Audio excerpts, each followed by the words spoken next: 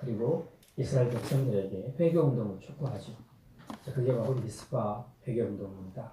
그래서 이 대부흥 집회를 통해서 이스라엘 백성들이 민족적인 그 회개운동을 하게 되죠. 예. 그때 사무엘이 이스라엘 백성들에게 두 가지를 이야기했습니다. 하나는 너희 가운데 있는 이방신들 바알과 아스타롯을 다 제거해라. 두 번째로는 너희 마음을 하나님께로 향해라. 이제는 하나님만 섬기라. 이제 이 두 가지를 말했죠. 그래서 이 두 가지를 꼭 그렇게 지키겠다고 이스라엘 백성들이 약속을 했습니다. 이제 이렇게 해서 예전에 오래전에 하나님이 시내산에서 이스라엘 백성들과 맺었던 그 언약, 모세를 대표로 해서 맺었던 그 언약이 이제 다시 회복되게 되죠. 이렇게 열심히 회개운동하고 막 기도하고 있는데 블레셋 군대가 쳐들어오는 겁니다. 쳐들어오니까 이스라엘 백성들이 엄청 당황하게 되죠. 그래서 이제 하나님께 구하는데 사무엘을 통해서 구하죠. 사무엘에게 어쨌든 당신이 기도해달라. 저 블레셋이 우리를 치지 못하도록 좀 기도해달라. 아주 간절하게 부르짖습니다.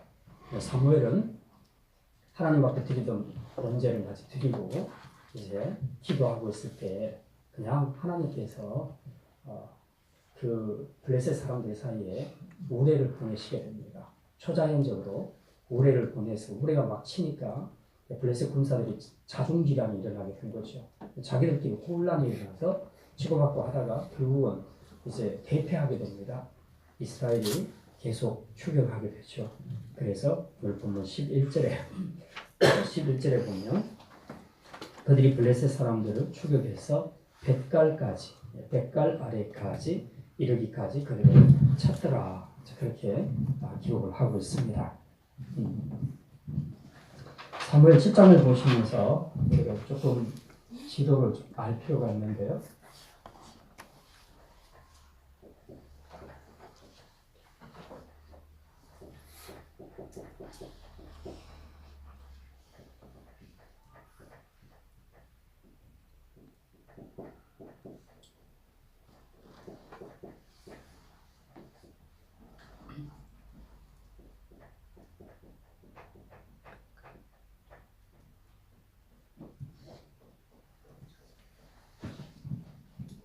사무엘이 주로 활동하는 데가 여기입니다. 여기서 활동하게 되는데 여기가 어디냐 하면 이쪽이 사해고요. 여단강입니다. 여기가 이스라엘 전체 중원의 중부지방에 해당되게 됩니다. 이 경계선으로 여기가 베냐민 지파, 그리고 여기가 에브라임 지파에 속하게 됩니다. 이런 배경에서 보셔야 되고, 이 라마가 사무엘의 고향입니다. 사무엘의 고향이고, 미스바 회개운동은 여기서 일어났고요. 그리고 벳갈까지 추격했더라 여기입니다. 여기가 지금 블레셋 땅입니다.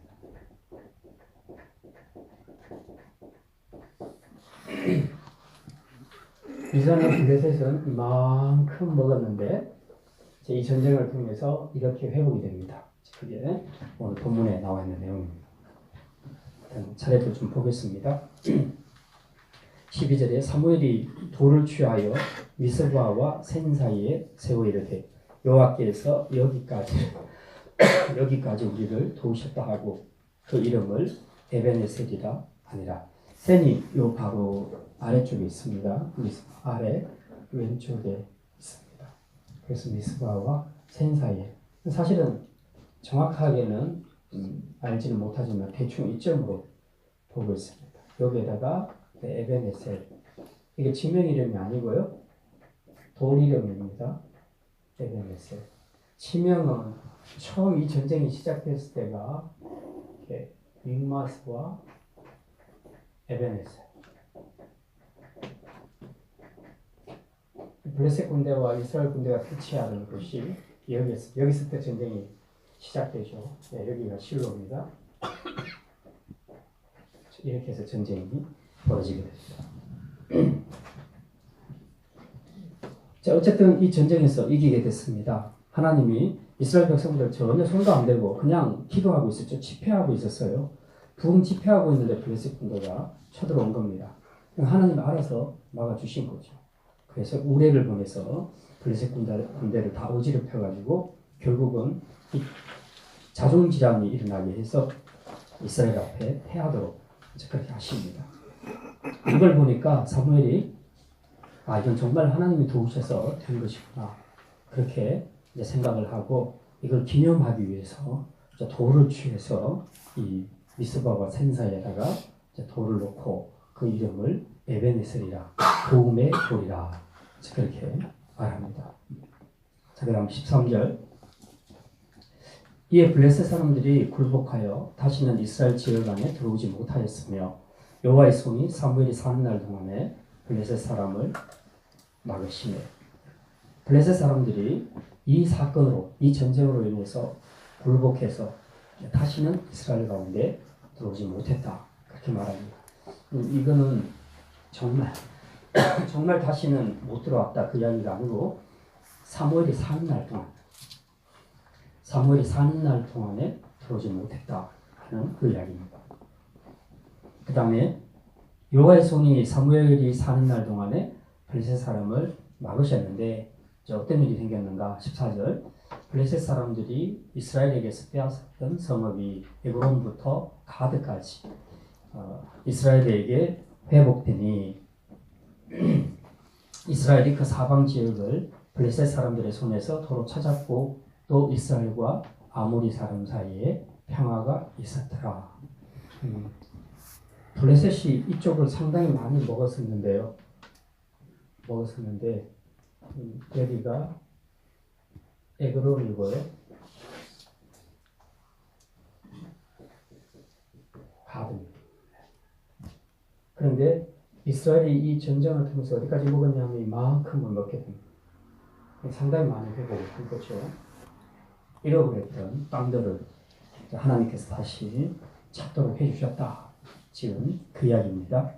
뿐만 아니라 이스라엘과 아모리 사람 사이에 평화가 있었더라. 이 아모리 족속은 가나안 족속 중에서 제일 힘이 센 그런 족속입니다. 이 족속이 단 지파를 쫓아내죠. 단 지파가 할당받은 그 분배받은 땅이 있는데 거기에 아모리 족속이 살고 있었습니다. 단 지파가 이 아모리를 쫓아내고 그 땅에 거해야 되는데 그렇게 못했어요. 아모리 사람이 워낙 강하고 단 지파가 믿음이 없었어요. 그래서 오히려 쫓겨나게 됩니다. 그래서 평지에서 산지로 쫓겨나게 되죠. 지금 그 내용입니다. 그런데 이 이스라엘과 아모리 사람 사이에 평화가 있었더라. 늘 아모리 사람이 이스라엘을 괴롭혔는데 그런데 평화가 있었다. 언제? 사무엘이 사는 날 동안에. 자, 그럼 15절.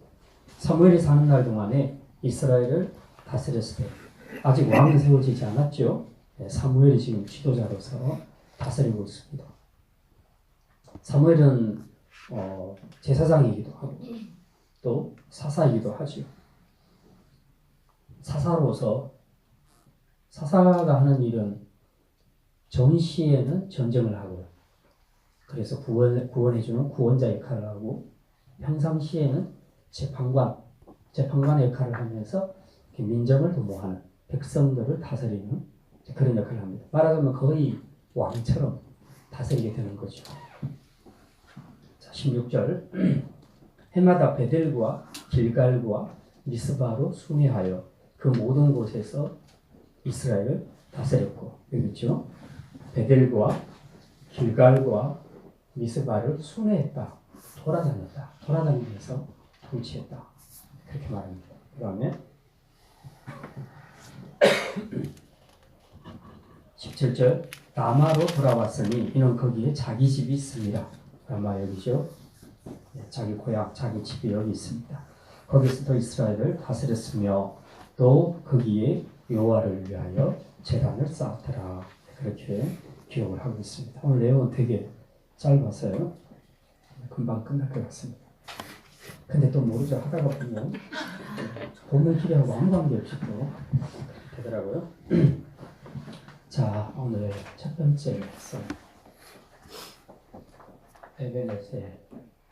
에베네셀의 뜻이 뭐라고요? 도움의 돌. 도움의 돌. 이 에셀이 도움이라는 뜻을 가지고 있고요. 호위하다 하는 두 가지 뜻을 가지고 있습니다. 에벤이 돌이라는 뜻을 가지고 있습니다. 그래서 도움의 돌, 또 호위의 돌, 이렇게 말합니다. 도움으로 해석도 하고 호위로도 해석을 하게 되는데, 도움으로 해석할 때는 일반적인 헬프, 돕는다. 그냥 내가 옆에 있는 사람들 좀 힘드니까 좀 도와주는 그런 도움보다도 이 단어가 갖고 있는 의미는 부부간에 돕는 것을 말하는데, 부부간에 돕는 것은요, 다른 사람 돕는 것과 좀 차이가 납니다. 우리가 다른 사람을 도울 때는 돕다가 조금 힘들면 관둬도 돼요. 왜냐하면 내가 그럴 의무가 없어요. 그냥 내가 호의를 베풀어서 다른 사람들에게 도와주는 것이기 때문에 내가 조금 도와줄 수도 있고 많이 도와줄 수도 있고, 그리고 힘들면 안 도와줘도 관계없어요. 그런 의무가 없으니까. 부부 관계는 다르죠. 부부 사이에서 돕는 것은 이거는 운명을 같이 하는 겁니다. 그러니까 아내가 되게 힘든데, 근데 나는 조금밖에 힘들지 않는데 아내가 너무 힘들어한다. 그럴 때 또 남자라도 내가 밥 해먹어야 되죠. 어쩔 수 없잖아요. 아내가 아픈데. 근데 아내한테 아내 역할을 하라고 아픈 사람 깨워가지고 일어나서 밥하게 하고, 그렇게 하면 안 되죠. 그때는 내가 밥을 해먹는 것이 아내를 돕는 일이죠. 이 돕는 데는 상당히 무한대로 갈 수도 있습니다. 이 도움이. 그래서 어떤 아내는 병이 들어서 거의 못 움직인 상태에서 몇십 년을 사는 그런 경우들도 있죠. 그럴 때는 남편이 자기 밥만 먹는 게 아니라 아내 것까지 같이 해서 먹여야 되는 거죠. 이런 어려운 병, 한쪽이 중병에 걸리게 됐을 때에 다른 배우자가 하는 그 일은 실제로 그 부부관계에서는 엄청나게 큰 도움이 되는 거죠. 이 도움은 내가 도중 하차할 수도 없는 거예요. 어쨌든 부부로 가는 동안에는 끝까지 함께 나눠야 되는 거죠. 그래서 힘을 다해서 죽도록까지 해야 되는 이 도움이에요. 네. 하나님께서 이스라엘 백성들을 도우셨다고 했을 때는 적당히 힘이 있는데 내가 알아서 그냥 조금 도와주고 이렇게 하는 그런 도움이 아니고, 결사적으로 부부간에서 희생적으로 서로 본신의 힘을 다해서 돕는 것처럼 하나님께서 그렇게 도우셨다. 지금 사무엘은 그렇게 인식을 하고 있는 겁니다. 그 다음에 호의로 번역을 했을 때, 이 호의는 강자가 약자를 책임지고 끝까지 보호해주고 지켜주는 것, 그걸 말합니다. 호의, 무사, 그런 표현들을 많이 쓰게 되죠. 하나님께서 이스라엘 백성들을 지켜주시는데, 정말 호의 장군이 아주 연약한 사람을 보호하는 것처럼 하나님이 자기 백성 이스라엘을 이렇게 강한 자로서 약한 자를 끝까지 책임지고 돌보는, 호의해주는 그런 의미로 사무엘이 그렇게 인식을 했다는 거죠. 어느 쪽이든 간에 이거는 전적으로 하나님의 도우심이다. 우리가 가령에 이야기할 때 내가 공부를 잘 하는데 한두 개 모르는 것이 있다. 그러면은 공부 좀 많이 잘 아는 선생님한테 물어봐서 내가 도움을 받을 수가 있죠. 그거는 전체 내 실력을 좌우하는 것은 아니죠. 내가 얻을 수 있는 한 95점의 성적에 이 선생님이 5점 정도 더 보태주는 거죠. 근데 그게 아니라 전혀 낙제생인데 선생님의 도움을 받아서 서울대학교를 들어갔다. 그러면 이게 달라지는 거죠. 운명을 바꿔놓는 거죠. 네. 하나님이 우리를 도우셨다 했을 때는 그냥 5%, 10% 이렇게 도우셨다 이 말이 아니에요. 여기서 도우셨다는 것은 단지 이스라엘이 좀 할 수 있는데 더 잘하도록 도와주셨다 이 말이 아니고, 전혀 못하는데 무력한데 하나님이 함께 하셔서 다 일을 해주셨다. 그런 얘기입니다. 하나님이 다 해주셨다는 의미로 지금 사무엘이 그렇게 고백을 하고 있는 겁니다. 아까 우리가 찬송가 27장을 불렀지만은, 우리가 이때까지 하나님의 도우심을 받아 여기까지 왔다. 그런 고백을 하잖아요. 우리 인생을 돌아보면 다 각자가 성공한 사람들은 다 자기가 잘나서 되었다고 생각을 합니다. 근데 그게 아니고 우리 믿는 사람들은 철저하게 내가 이렇게 된 것은 전부 하나님의 도우심으로 된 것이다. 항상 이 에베네셀의 이런 신앙관이 우리에게 있어야 된다는 겁니다. 왜냐하면 하나님 없는데 나란 존재는 없다는 거죠.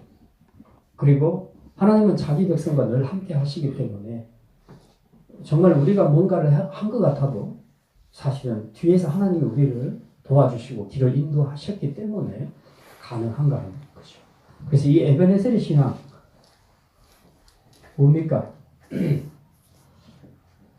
인간이 자존자라고 생각하는 것, 이게 가장 큰 죄입니다.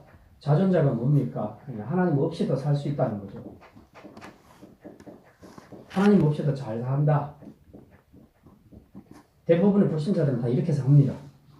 하나님이라는 존재를 인정하지 않고 내 힘으로 지금까지 여기까지 살아왔어. 그렇게 생각을 합니다. 특히 똑똑한 사람, 많이 배운 사람, 성공한 사람일수록 자존감이 굉장히 높고요. 그리고 스스로를 굉장히 많이 높입니다. 그래서 하나님이 없어도 된다고 생각하는 사람들입니다. 우리가 복음을 전해보면 당신은 죄인입니다 이렇게 얘기하면 불신자들 발끈하는 경우들이 많습니다. 주로 어떤 사람들이 발끈하냐 하면 죄 지은 사람들은 그래 나 죄인 맞아 이렇게 생각을 해요. 근데 도덕적으로 잘 사는 사람들 이런 사람들은 죄인입니다 하면 발끈합니다. 화를 냅니다. 무슨 그런 소리 하냐고 나는 지금까지 내가 누구한테 해를 끼친 적이 없다. 이제 그렇게 말합니다. 성경에서 우리에게 말하는 죄인이라는 것은 그런 도덕적인 죄를 이야기하는 게 아니에요. 그런 도덕적인 죄는 물론 따라오는 거고 포함된 것이고 진짜 중요한 건 이거예요. 하나님 없이 살 수 있다는 이 의식을 갖고 사는 것을 죄라고 말합니다. 그러니까 아기들이 태어나서 자기 잘난 줄 알아요. 다 엄마 아빠 도움으로 지금 자기가 거기까지 왔는데 그런데 엄마 아빠 없이 자기 존재가 무슨 성공한 것처럼 그렇게 생각하는 거 이게 진짜 호로자식이라는 거예요. 그러니까 항상 죄라는 것은 뭐냐 내 존재가 하나님 때문에 왔고 내가 지금까지 살아왔던 것도 하나님의 은혜 때문에 된 것이다. 이걸 인정하는 거예요. 이걸 인정해야 되는데 이거 인정하지 않고 살면 다 죄라는 거죠. 그래서 하나님 없이 사는 사람은 천하 없이 천사처럼 살아도 그 사람은 하나님 앞에 가장 큰 죄인이다 라고 성경은 그렇게 말합니다. 왜? 아버지를 무시하니까 엄마 존재를 부인하니까 지 아무리 성공하고 착하게 살아도 이건 나쁜 놈이라는 거죠. 하나님 없이 세상이 만들어지지 않았고 하나님 없이 우리 인간이 태어나지 않았습니다. 저와 여러분도 마찬가지죠. 여기까지 이런 것도 다 하나님의 은혜인 줄 믿습니다. 그래서 우리가 이 은혜를 기억하고 사는 사람이 믿음 있는 사람이에요. 그 과정에서 우리가 좀 죄를 치울 수도 있고 잘못할 수도 있지만 하나님 이걸 근본적인 죄로 부른 것은 아니라는 겁니다. 진짜 중요한 것은 하나님과의 관계예요. 자율적인 존재, 자존자라고 생각하면 그거는 무조건 이유 없이 하나님 앞에 제일 큰 죄인이라는 거예요. 그래서 우리가 이 자율적인 존재가 아닌 하나님 없이는 난 못 살아. 이게 뭐냐 하면 의존적인 존재라고 얘기합니다. 스스로 난 정말 하나님 없이는 못 살아. 하나님이 절대적으로 필요해. 하나님 의존적인 사람. 이런 사람을 우리는 믿음이 좋은 사람이라고 말합니다. 특별히 하나님을 더 많이 의지하는 사람을 믿음이 아주 많은 사람이라고 하고요. 하나님을 조금만 의지하는 사람은 믿음이 작은 사람이라고 그렇게 얘기합니다. 세상에서 보는 거하고 되게 다르죠. 세상에서는 자율적인 사람을 되게 훌륭한 사람으로 보는데 하나님은 그렇지 않아요. 하나님을 많이 의지하는 사람을 믿음이 좋은 사람이라고 그렇게 평가합니다. 에베네셀의 신앙은 뭐냐? 전적으로 우리가 의존적인 존재라는 이런 우리의 생각에서 시작되는 겁니다. 하나님이 없이는 나 여기까지 못 왔어. 정말 내가 어떻게 할 수 있었을까? 이걸 고백할 수 있는 사람. 그 마음 밑바닥에 언제나 하나님 의존적인 하나님을 바라보는 그 신앙. 그 신앙을 가진 자만이 바로 이런 고백을 할 수 있다는 거죠. 그래서 사무엘은 이 전쟁을 통해서 이 진리를 깨달았죠. 그래서 이거 기념해야 되겠다. 그래서 돌 하나를 취해가지고 기념을 하는 거죠. 우리가 뭐 우리나라도 보니까 뭐 김연아 선수 무슨 동상을 만들어야 된다. 뭐 아무튼 그 국위를 선양한 사람들, 그런 사람들 동상을 만든다. 또 뭐 기념관을 만든다. 기념센터를 만든다. 무슨 홀을 만든다. 이런 것들은 다 그 사람을 기념하는 거잖아요. 그 사람이 했던 좋은 일들을 후대 사람들이 계속 기억하기를 원해서 뭔가 상징적인 보이는 것들을 만드는 거죠. 그걸 기념물이라고 그렇게 말합니다.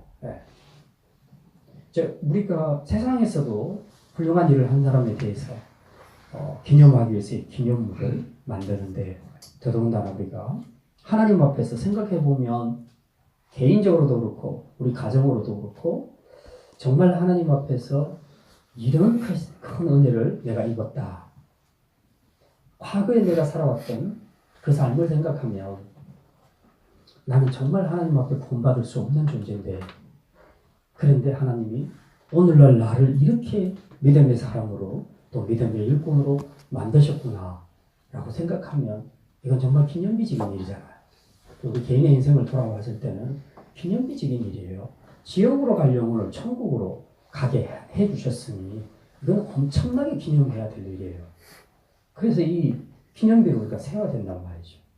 각자 집에서 세우셔야 돼요. 가훈을 통해서 세우시든지 무슨 형태로든지 우리가 이 기념, 엄청난 기념, 정말 내 인생의 최고의 클라이막스죠. 지옥에서 천국으로 가는 이런 사건들을 우리가 기념해야 되지 않겠습니까? 마음으로든 뭐 겉으로든 상징적으로든 충분히 우리가 우리의 자녀들이 볼 때도 엄마 이게 무슨 뜻이야? 아빠 이게 무슨 뜻이야? 그럼 내가 정말 옛날에는 이렇게 살았는데 하나님이 나를 이렇게 바꾸셔서 천국 갈 수 있도록 바꿔주셨어. 그래서 내가 기념으로 이런 걸 하나 만들었어, 남겼어 라고 말할 수 있는 그런 것들이요. 네. 에베네셀의 신앙을 그냥 단지 돌 하나를 세웠다 이렇게 생각하시면 안 되고, 하나님의 의존적 존재로서 하나님 없이는 내 인생을 절대로 해석할 수 없다 하는 이 믿음을 고백하는 것이 바로 에베네셀의 신앙이다 하는 것을 보여줍니다. 이제 두 번째로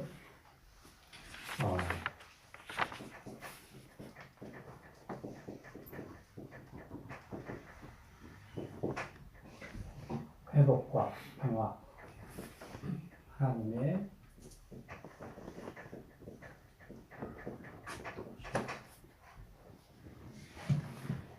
오늘 14절,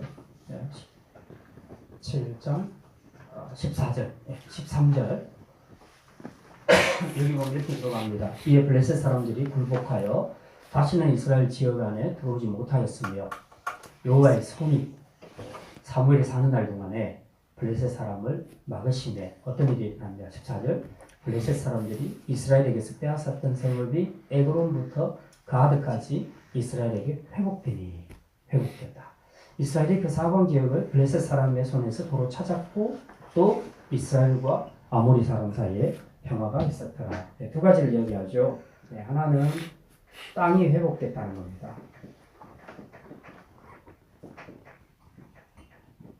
또 하나는 화평이 이루어졌다는 것이죠. 땅의 회복은 블레셋과의 관계였습니다. 이 전쟁을 통해서 블레셋 사람들에게 이스라엘 땅을 상당히 많이 빼앗겼습니다.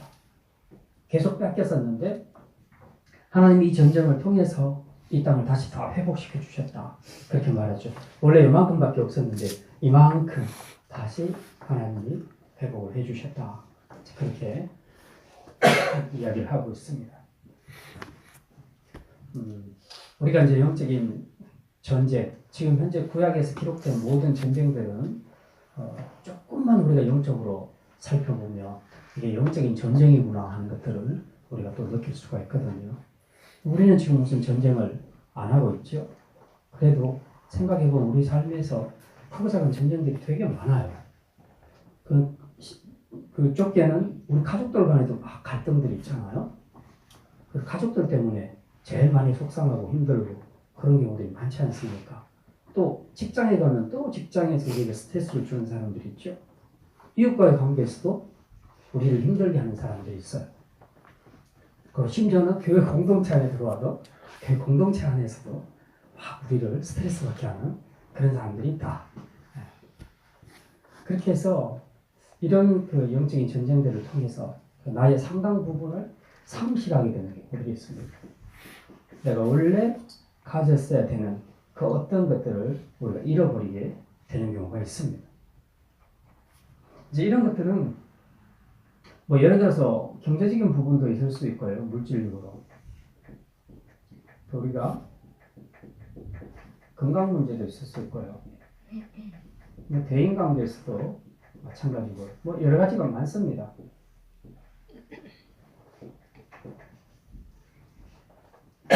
그런데 무슨 이유인지 이스라엘처럼 내가 잘못해서 경제적인 손실을 보는 경우가 있고요. 내가 잘못해서 건강에 어려움이 오는 수가 있고요. 내가 잘못해서 다른 사람과의 관계에서 갈등이 빚어지는 그런 경우들도 있습니다. 그래서 그 내 안에서 일정 부분 또 때로는 상당히 많이 치명적인 상실을 경험하게 되는 그런 경우들이 있다는 겁니다. 그런데 미스바의 운동처럼 회개 운동처럼 내가 회개하고 나니까 하나님이 이걸 회복시켜 주세요. 그래서 어떤 사람들에게는 경제적인 회복을 주시고 어떤 사람에게는 건강의 회복을 주시고 어떤 사람에게는 대인관계의 관계가 회복되도록 하나님께서 회복시켜 주시는 겁니다. 이 회복이라는 것은 원래 상태로 다시 돌려놓는 것을 이야기합니다. 원래 내 거였는데 내 잘못으로 인해서 누군가에게 그걸 뺏겨버렸다, 상실해버렸다, 도둑질 맞았다. 그렇게 해서 내 삶이 더 공고해지고 힘들어지게 됐다는 것을 이야기합니다. 그랬는데 이걸 그냥 내가 회복하자. 그래, 나 열심히 하면 경제적으로 회복할 수 있어. 나 열심히 치료받으면 건강 회복할 수 있어. 내가 열심히 의지적으로 참으면 관계 잘 할 수 있어. 그거 아니고 원인이 나한테 있다면 이스라엘 백성이 전쟁에서 100전 100패한 것은 전부 하나님과의 관계에서 잘못돼서 그래요. 하나님 앞에서 이들이 우상 숭배하고 죄를 지으니까 하나님 그냥 탈탈 털어서 내버려 두시는 거예요. 강대국 털어서 막 치게 하시는 거예요, 하나님이. 그러니까 북이스라엘도 그래서 아수르에게 망하고 남유다도 그렇게 해서 바벨론에게 망했던 거 아닙니까? 신정국가, 당신의 백성들이 망하는 것, 어려움을 겪는 것, 그런 것은 하나님이 고난을 통해서 우리를 성장시키는 경우를 제외하고는 거의 대부분 징계의 성격이 진하다는 겁니다. 징계의 성격이 강하다는 거죠. 그래서 결국 회복하려면 내가 무슨 의지를 갖고 막 강하게 마음먹는다고 되는 것이 아니라는 거죠. 미스바에 부흥운동이 있어야 된다. 회개가 있어야 된다. 회개가 있을 때에 하나님께서 도우신다는 거죠. 하나님의 도우시는 손. 아까 23절에 그렇게 얘기하죠. 여호와의 손이 사무엘이 사는 날 동안에 블레셋 사람을 막으셨다. 하나님의 손이. 이게 그림으로 그려지잖아요. 우리가 외부에서 뭔가가 들어오려고 할 때 딱 우리 애들을 품어버리잖아요. 다른 나쁜 세력들이 우리 아이를 미혹하고 공격하려고 할 때 어른들이 딱 손으로 막아버리잖아요. 품잖아요. 그러면 못 건드리는 거죠. 마찬가지로 이스라엘도 하나님의 손이 지금 막으셨다. 블레셋의 공격을 다 막아내셨다는 거죠. 지금 어린아이에서 설명하면 그런 얘기입니다.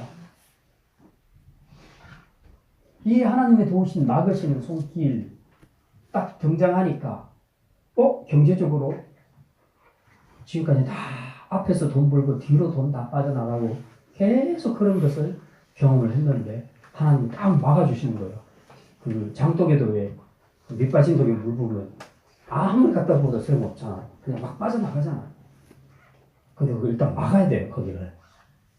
밑빠진 독을 일단 막아야 돼요. 막고 난 다음에 물을 부어야지 물이 차게 되는 거죠. 여호와의 손이 막으시면 이제 경제적으로 뚫린 나가는 것들이 막아진다는 거죠.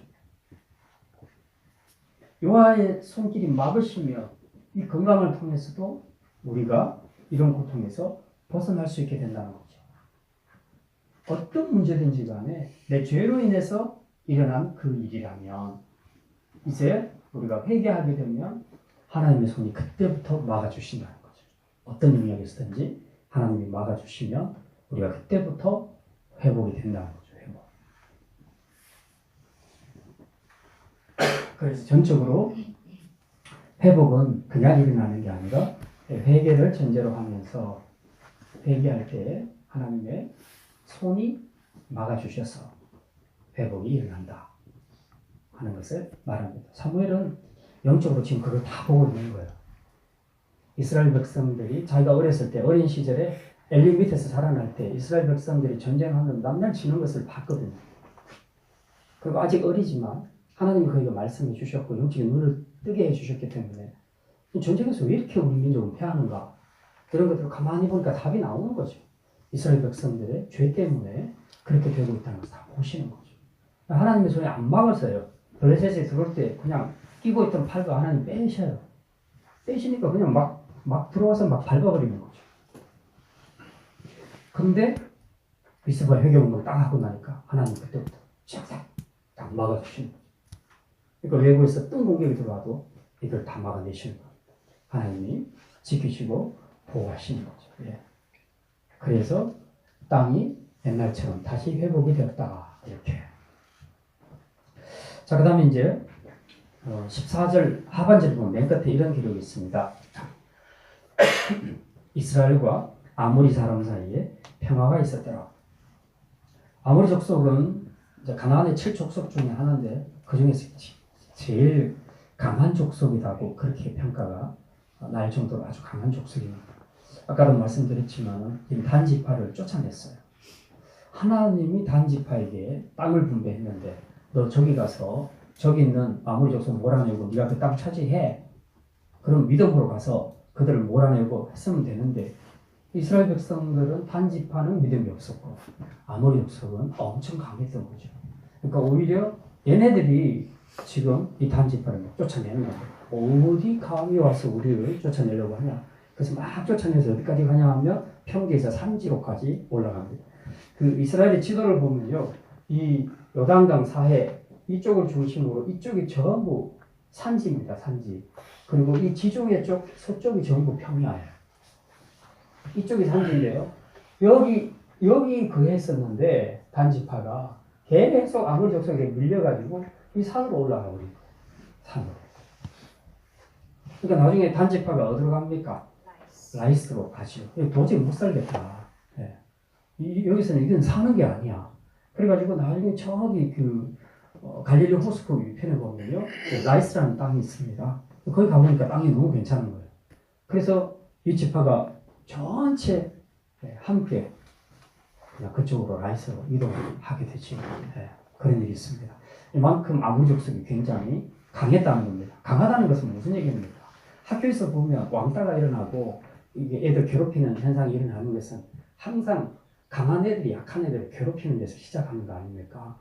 강한 애들은 그냥 강한 자체로 그냥 강한 자나 약한 자나 그냥 자기 나름대로 자기하고 살면 사실 아무 문제가 안 생겨요. 근데 강한 자들은 항상 그 자기 안에 있는 그 강함을 약한 자들을 괴롭히는 쪽으로 잘 나타냅니다.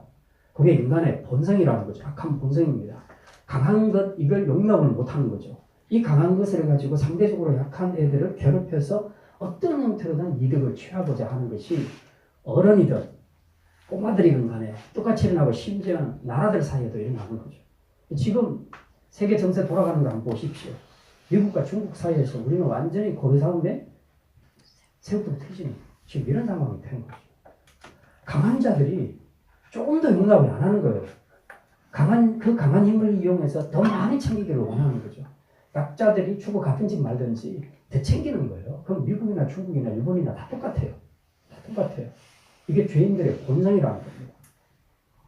아무리 족속이 강한 힘을 가지고 가만히 있겠어요? 약자들을 어쨌든지 괴롭혀서 땅을 더 차지하고 계속 그랬을 거 아니에요. 약탈해가고. 그런 문제가 생기는 거죠. 그러니까 이스라엘 백성들이 얼마나 괴로웠겠어요. 힘들죠. 강한 자들 속에 있는 약자들은 정말 늘 스트레스예요. 긴장이에요. 애들도요. 약한 애들은 학교 다니면 강한 애들 사이에서 스트레스 너무 많이 받아요. 오늘도 무슨 괴롭힘 받지 않을까? 오늘도 힘센 아이한테, 친구한테 또 맞지는 않을까? 또 돈 털리지는 않을까? 막 이런 근심 걱정을 하게 되는 거죠. 그러니 마음이 편안하겠냐고요. 그런 애들. 마음이 안 편하죠. 우리나라도 지금 미국과 중국 사이에서 안 편하잖아요. 지금.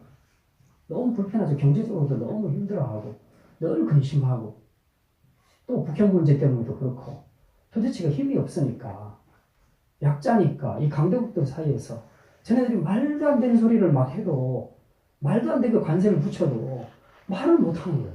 그게 똑같은 거예요. 우리 개인적으로도 애들 사이에서나 어른들 사이에서나 똑같은 거죠. 네. 그래서 하나님은 항상 말씀하면요 하나님은 항상 약자들 편이에요. 약자들 편. 왜냐하면 강한 자들은 가만히 놔둬도 알아서 자기 거 다 챙겨요.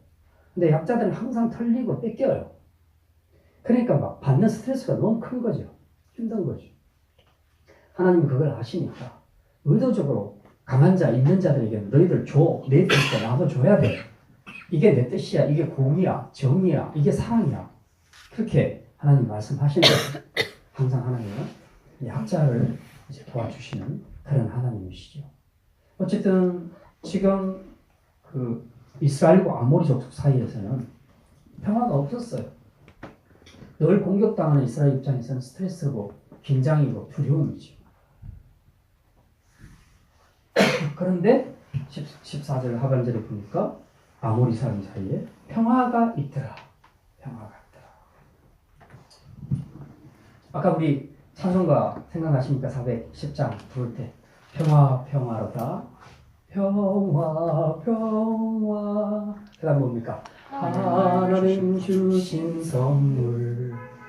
그 평화는 하나님이 주시는 선물이에요. 하나님 주신 선물입니다. 하나님의 평화를 우리에게 주셔야 받을 수 있는 거예요. 여러분 주위에서 여러분을 긴장되게 하고 막 스트레스 받게 하고 성가시게 하는 그런 사람들 생각만 해도 너무 밉고 복수하고 싶고 근데 나는 힘은 없고 맨날 당하기만 하고 이런 상황에서 내 마음에 무슨 평안이 있겠습니까? 괴롭죠. 내 의지로 막 그래 내가 참지 뭐 내가 참지 뭐 참으면 평화가 오나요? 좀 낫죠. 외부적으로 일단 싸움이 더 커지지는 않으니까 줄어들기는 할 겁니다. 근데 중요한 건 근본적으로 내 마음 안에 평안이 있냐는 거죠. 그 세력이 제거되지 않는 이상은 내 마음 안에 평안이 있기가 어려운 거예요. 둘 중에 하나예요. 하나님이 이 세력을 제거시켜 주든지 아니면 우리 마음을 하나님이 완전히 바꿔주시든지 어쨌든 전자를 하든 후자를 하든 하나님이 하셔야 되는 거예요. 평화를 위해서 내가 할 수 있는 건 별로 없어요. 내가 할 수 있는 거는 제한적이에요. 어느 정도는 효과가 있지만 근본적으로는 해결이 안 돼요. 하나님은 근본적으로 여기 해결해 주십니다. 어떻게 합니까? 이스라엘이 블레셋을 박살내고 나니까 아모리 족속이 겁먹은 거예요. 겁먹었어요. 그래가지고 이스라엘 족속이 이렇게 한번 쫙 펴고 봤지. 그러니까 아모리 족속이 됐어. 우리 이제 조용하게 지내자. 이렇게 된 거예요. 하나님이 한 번씩 이스라엘의 어깨를 쫙 펴게 해주세요. 그럴 때는 주변 국가들이 꼼짝을 못해요. 이게 제일 강성했을 때가 언제냐? 다윗 때. 예. 다윗 때는 정말 이 주변의 국가를 이스라엘이 다 정복을 해버렸어요. 또 심지어 조공까지 받지요. 다윗이 이렇게 영토를 확장시키고 그리고 나라 국방력을 강화시키고 나니까 그 아들들이 어떻게 됩니까? 솔로몬 때에. 솔로몬 시대 제일 큰 특징 중에 하나가 태평성대. 솔로몬 시대는 전쟁이 없잖아요. 그냥 누리잖아요. 아버지가 다 해놓은 거 아들이 그냥 누리잖아요. 물질적으로 경제적으로도 누리고 문화적으로도 누리고 그리고 전쟁이 없어요. 그러니까 늘 평안해요. 모든 백성들의 삶이 솔로몬 시대에 진짜 평안했더라. 그렇게 성경 기록을 하고 있습니다. 평안은 하나님이 주시는 선물인 줄 믿으시길 바랍니다. 우리가 쟁취하는 것이 아니에요. 우리가 쟁취하는 것은 부분적이고 그리고 겉으로 할 수 있는 것이지 본질적인 평화는 하나님이 주시는 겁니다. 이제 하나님은 이런 외부의 세력들을 통해서도 이런 일을 하시지만 신약 시대에는 우리 안에 적들은 제거되지 않는데 우리와 평화를 누릴 수가 있습니다. 그건 뭡니까? 영적으로 우리를 강화시킵니다. 그렇게 해서 우리를 더 강자로 만들어버려요. 그래서 그 주님이 나와 함께 하시는 것을 내가 확신할 때 나는 외부 것들에 대해서 전혀 두려움이나 긴장이나 스트레스 받지 않는 상태가 되는 겁니다.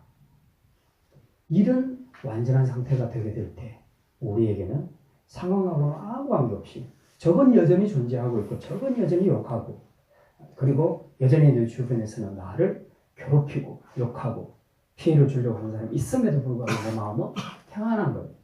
이게 신약시대 하나님께서 주의 영을 통해서 우리에게 주시는 평안입니다. 그러니 어느 쪽이든 관계없이 그 주님이 주셔야만 되는 일이라. 평안은 주님이 주셔야만 되는 일이다.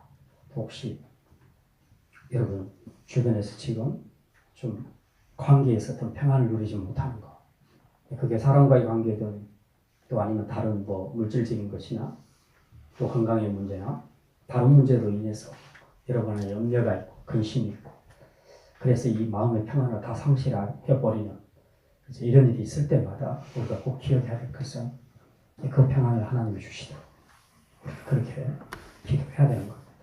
그러면 주님께서 적을 제압하든지 내 마음을 강화시키든지 둘 중에 하나를 통해서 우리 마음에 평안을 주실 줄 믿습니다. 네. 자, 이제 세 번째는 마지막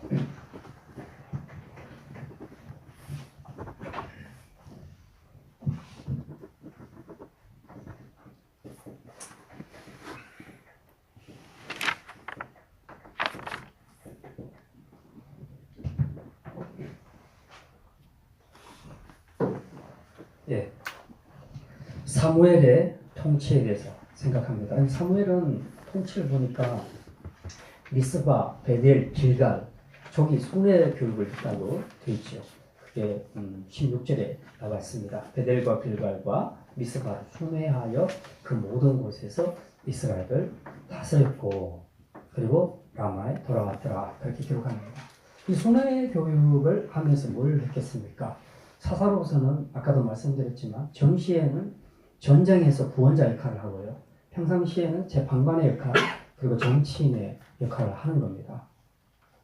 그래서 지금은 이제 전시가 아니잖아요. 이미 전쟁에서 이겼으니까 그 다음부터 평상시로 돌아갔으니까 이스라엘 백성들 이 세 군데를 이제 주요 거점으로 해서 순회 교육을 하는 겁니다. 가서 그들 사이에 잘못된 부분을 재판을 할 때에 내 생각은 이래 그렇게 말하는 것이 아니고 하나님 말씀이 이래 이렇게 해서 가르치는 거죠. 재판을 통해서도 하나님의 말씀을 가르치는 재판을 통해서도. 그래서 사무엘은 재판만 하는 것이 아니라 하나님의 말씀도 가르치는 그런 일을 순회교육을 했다는 것은 바로 그런 신앙교육을 했다 하는 그런 얘기입니다. 그리고 사실은 이 세 지역을 중심으로 거점으로 했는데 이스라엘 전체로 봤을 때는 이건 지극히 일부에 속하는 거잖아요. 사무엘이 막 남북으로 오르락내리락 하면서 이렇게 이걸 한 게 아니에요. 그 평생에 여기만 다녔어요. 여기만. 그래서 이 세 도시가, 세 성읍이 종교적으로나 정치적으로 굉장히 중요한 위치에 오르게 됩니다. 사무엘의 이 신앙 교육이 아주 강화했기 때문에 굉장히 이런 도시들이 나중에는 그 통일왕국이 돼서도 굉장히 큰 영향력을 발휘하게 돼요. 어쨌든 사무엘 때는 이 부분만 통치했어요. 이건 뭘 지금 암시를 하냐 하면 앞으로 전체를 통치할 왕을 기다린다 하는 그런 의미가 있습니다. 사무엘은 지금 아직 왕이 아니잖아요. 왕이 아니지만 이 부분을 집중적으로 통치를 하는 거죠. 통치를 하면서 이 성경을 읽는 우리에게 그런 생각이 들 때가 있죠. 왜 사무엘은 남북으로 왔다 갔다 하면서 서울에서 또 부산으로 그리고 평양까지 왔다 갔다 하면서 이렇게 좀 하지. 왜 그 서울 주변만 자꾸 돌았을까? 나중에는 정말 좋은 지도자가 더 큰 지도자가 나타나서 남북까지 아우르는 그런 지도자가 나타났으면 좋겠다 하는 소망을 불러일으키죠. 그래서 이후에 사울 그리고 다윗을 통해서 하나님께서 이 통일왕국 전체를 통치하시는 그런 일을 행하게 됩니다. 자, 어쨌든 이제 사무엘의 통치를 통해서 하나님이 통치를 하시는 겁니다. 우리가 오늘 본문에 보면 이게 재밌는 표현들이 있습니다. 13절에 보면요. 이에 블레셋 사람들이 굴복하여 다시는 이스라엘 지역 안에 들어오지 못하였으며 여호와의 손이 사무엘이 사는 날 동안에 블레셋 사람을 막으시다. 여호와의 손이 블레셋 사람들로부터 막으셨는데 한정이 있었다는 거죠. 언제까지만? 사무엘이 사는 날 동안. 이게 굉장히 중요한 의미를 가진 거예요. 이게 사무엘이 사는 동안. 사무엘이 죽은 후에는 안 됐다는 거예요. 이게 사무엘이 사는 날 동안에 그렇게 됐다는 겁니다. 여러 가지 의미가 있죠. 하나님에게 사무엘은 되게 중요한 의미를 가지는 종이었어요. 똑같은 종이라도 그렇지 않겠습니까? 왕이 자기가 국정을 운영하는 데 있어서 자기 밑에 오른팔도 있고 왼팔도 있고 여러 사람들이 이렇게 세우는데 같이 해보면 알잖아요. 어떤 사람이 진짜 내 비전과 내 마음을 잘 알아서 나와 일치되게 움직인다. 그 사람을 딱 봤다가 그 사람에게 힘을 확 실어주잖아요. 그렇죠? 그러면 그런 사람들을 비서실장으로 세운달지 뭐 아무튼 그렇게 세울 거 아닙니까? 세워서 같이 일해보니까 생각보다 굉장히 아니더라는 거죠. 근데 이런 사람한테는 별로 좋은 자리를 안 주죠. 안 맡깁니다. 일을 잘 안 맡기죠. 많은 지도자들이 있었지만 하나님께서는 사무엘을 귀하게 보셨습니다. 사무엘은 여호와를 사모하는 사람입니다. 여호와의 말씀을 사모하는 사람입니다. 어느 정도로 17절에 보면요. 맨 끝에 이렇게 기록합니다. 또 거기에 여호와를 위하여 제단을 쌓았다. 제단을 쌓았다. 이게 무슨 말인가? 제사 제도를 회복했다는 얘기입니다. 그럼 그전에는 어쩌는데요? 아시죠? 엘리와 두 아들 때 제사가 어떻게 진행됐는지. 완전히 엉망이었습니다. 하나님이 보실 때 진짜 왕짱이 이게 무슨 제사냐. 하나님 앞에 드리는 제물. 이거 자기들이 그냥 갈고리 좋은 고기 다 빼가잖아요. 우리는 말하자면 한우, 기름진 그 부분 다 빼가는 거죠. 네. 그리고 하나님 앞에는 찌꺼기만 드리는 거예요. 이게 제사장들이 이런 짓을 했단 말입니다. 그러니 무슨 제사가 올바르게 진행됐겠어요? 어린 사무엘이 이걸 모를 리가 없었죠. 다 듣고 보고 알았죠. 자기가 딱 위치에 오르니까 어떻게 합니까? 제사제도를 회복합니다. 하나님 앞에 이런 식으로 제사 드리면 안 된다. 그래서 하나님이 기뻐하시는 제사로 지금 드리는 겁니다. 제일 중요한 것은 신정국가에서 제일 중요한 것은 제사예요. 예배. 예배가 제일 중요한 거예요. 이 예배를 통해서 이스라엘 백성들이 하나님을 만나고 예배를 통해서 말씀을 들어서 신앙이 성장하고 예배를 통해서 저들이 신앙적인 경험을 쌓아가게 되는데 이게 안 됐다는 거죠. 엘리와 두 아들 때는. 근데 사무엘 때 와서 이걸 과감하게 지금 개혁을 하는 거죠. 그래서 지금 이 제단을 다시 쌓았다는 겁니다. 제단, 제사 제도 회복. 그 다음에 그는 특별히 기도하는 사람이었다. 기도하는 사람이었다. 네, 바로 이런 것들 때문에 하나님은 사무엘을 이뻐하지 않을 수가 없었어요. 그래서 사무엘 때문에도 사무엘이 사는 날 동안은 이스라엘 백성들 내가 지켜야 되겠구나 라고 생각을 하시는 거죠. 네. 진짜 한 가정에서 또 한 나라에서 정말 가장이 혹은 지도자가 바르게 산다는 것, 그 모든 공동체의 행복과 그 불행을 좌우하는 겁니다. 운명을 좌우하는 것. 그러니까 좋은 아버지, 훌륭한 아버지 밑에서 자란 아이들은 진짜 엄청나게 행복한 거예요. 근데 말도 안 되는 그런 아버지 밑에서 자라서 여러 가지로 고통받는 아이들은 삶 자체가 얼마나 힘들겠어요. 근데 이스라엘 백성들이 왜 이렇게 덕을 많이 받냐? 사무엘 때문이에요. 자기들이 뭘 잘해서가 아니고 사무엘이 너무 하나님을 사모하고 하나님의 말씀대로 사는 사람이고 그 말씀을 손에 배워가면서 열심히 자기 평생에 주어진 일을 열심히 하면서 이스라엘 백성들이 하나님을 잘 섬길 수 있도록 잘 가르치는 그 모습을 보면서 하나님이 너무 기뻐하셨던 거죠. 이 사람이 선지자만 아니었으면 내가 왕으로 삼았으면 좋겠다 싶을 정도로. 그래서 우리가 사무엘상을 보게 되면 출연하는 제일 큰 인물이 사무엘과 사울과 다윗이죠. 근데 선지자는 사무엘이죠. 네. 이 전반기 통치는 전부 사무엘에게 맡깁니다. 하나님께서. 왕은 아니지. 그만큼 하나님의 마음을 잘 알아서 신앙교육을 잘하는 훌륭한 지도자였다는 거죠. 네. 우리가 한 사람 때문에 백성들의 운명이 달라지고 하나님의 보호하심을 받는 이 축복이 있었다면 하물며 우리 작은 가정은 더 그렇지 않겠습니까? 우리 가장들이 또 우리 부모들이 믿음 안에서 바르게 서고 하나님을 기쁘시게 한다면 하나님께서 여러분 때문에라도 여러분의 자녀들을 축복해 주실 겁니다. 네. 여러분의 자녀들을 지켜주실 줄 믿습니다. 네. 부모들이 믿음으로 사무엘처럼 바르게 서는 것이 중요해요. 이 모든 혜택이 다음 세대, 그 다음 세대까지 다 이어져 간다는 거죠. 네. 이 축복이 정말 저와 여러분에게, 여러분의 가정에 있기를 주님의 이름으로 축원합니다.